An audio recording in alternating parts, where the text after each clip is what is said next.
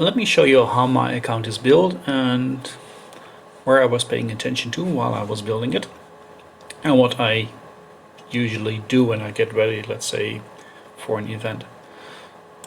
So initially I had no idea what I was doing, and then later on I was like, let's have a look at my badges. And I noticed that I had a lot of infantry attack badges. I even had one gold and a couple of purple, and I was like, I think it's best if I start focusing on something. So I decided to focus on infantry, and also then to look what would be my second line. And I had a lot of spear attack badges, so I decided to invest my time and effort mostly for infantry spear, with the main focus on infantry.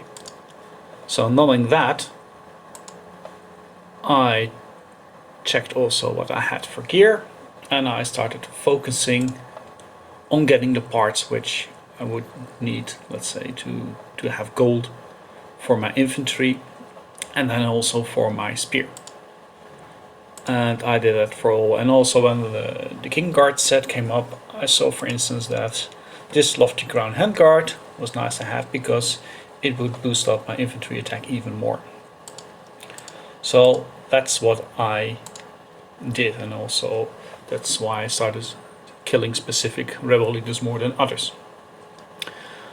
And I made myself then a nice setup for infantry spear, just mix and matching all kinds of equipment and getting them up as high as possible. You see, I have at the moment here, I have 6 out of 8 I have gold. I still have to focus on 2 of them. And I also, when there were badges, I started to make the nice collection for infantry spear, where the front line, being infantry, would have the infantry assault badge, the infantry determination badge, so defense, and also the infantry health badges, for which I was starting to buy the Iron Bank tickets, so that would get me an infantry badge. And slowly I had the infantry badges, all of them, and now I'm focusing also on getting the Spearman Piercing badge up to have that as high as possible. I then also have Sack as my main commander, not only because he looks cool, but also because he does attack damage for everything, so including spear, including also the infantry, and also he boosts up all the defenses and all the health, so it's nice to have.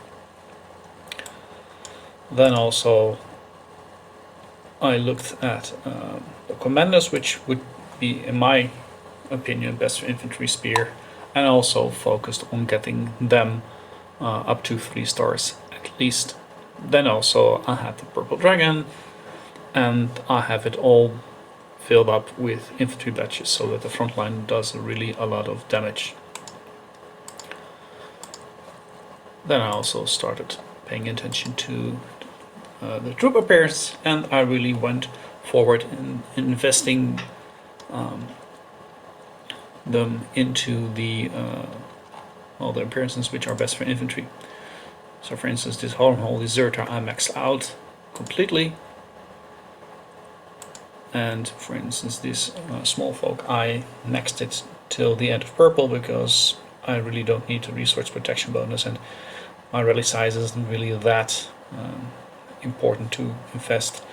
Let's say in this case would be 450 universal troop medals in it, while I can still use them also for other ones.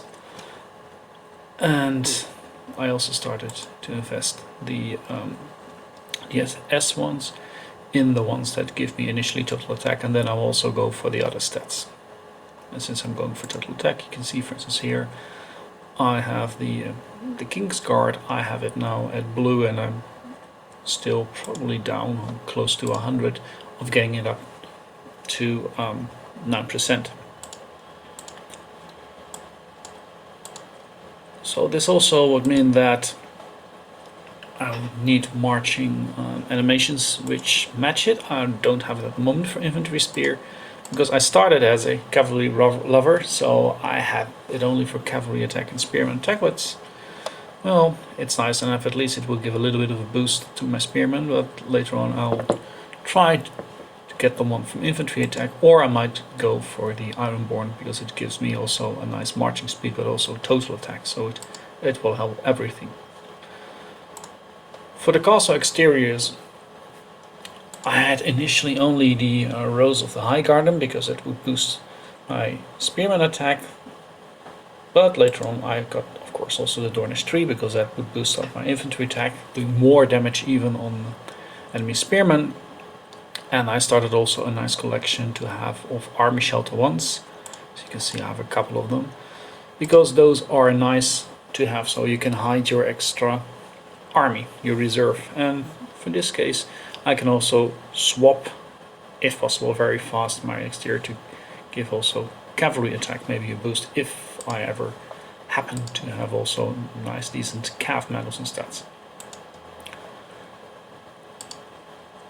Let's look at the refinement, and not surprisingly, I went all in for infantry attack and spear attack. I have about 50-50 for total attack and enemy attack reduction, and the rest I have right now for army size, because army size is very useful to have for the Siege of Winterfell. If I am playing again Alliance Conquest, I'm a rally leader, my army size will be swapped out for rally size because that's more efficient to have for me, because, well, I am a rally leader, I'll have to send Cav, and Cav will be my third line, so there's not really much point in having a large army size for that. It's better for me than to have a larger rally size, because that's where my infantry and spear will do the most damage. And also, if I will be defending, it will be depending on my rally size. So this is the one army size that I swap out, for which I have plenty of wash stones and then still keep collecting them. I'm almost done, so I should have some nice stats on that one in the end.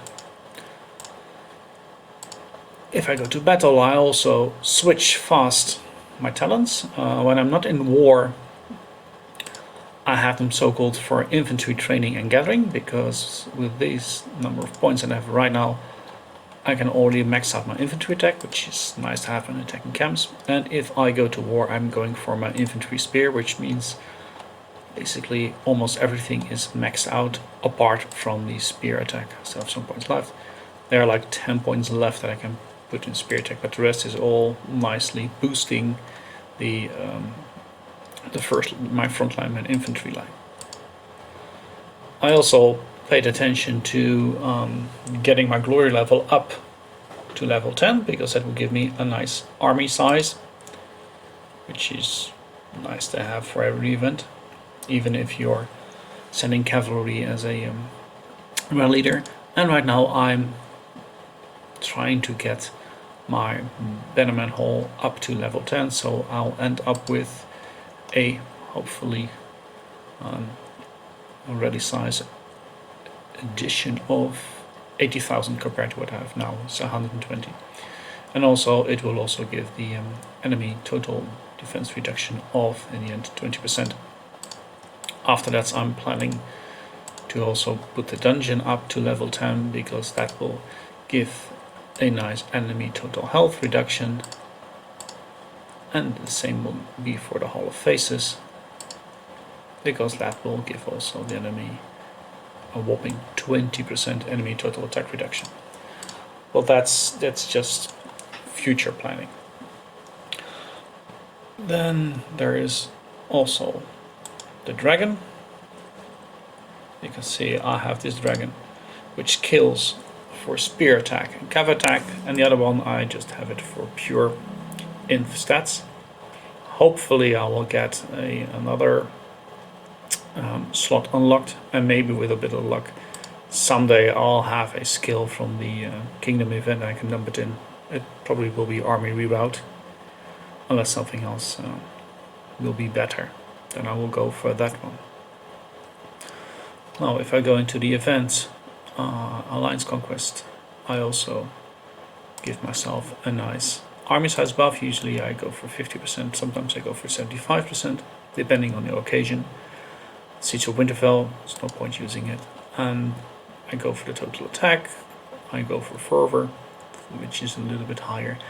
And that is basically it. So this is how I looked at my account and decided where to go for, and also to really pay attention to go for that and not being distracted by something else. And maybe you'll think, okay, that's a nice thing to know. I'll have a look at my account and determine where to go for. And even as a free to play player, you can get yourself already very nice stats, because yes, you need some patience, but if you look here at the badges, it will take a long time, but initially you will be very low with this, but in the end you could get yourself up to, like in this case, 200% infantry attack. That's one. So that's already 200 that you would have on your account. Same goes for refinement. If you manage to max this out, it would give you another 320. So combined with the other one, if you're lucky, that's already like over 500. And if you don't get the health badges from the Iron Bank, you can always swap some of these slots in for infantry. I'm saying in this my case, infantry health. So that also will give you a nice boost. So this is it, and yeah, maybe you pick up some of my ideas and go and look for it, and if you don't, then you don't, and who knows, maybe you'll be able to build yourself a better account, and maybe I'll see you then on the battlefield and we can test our skills.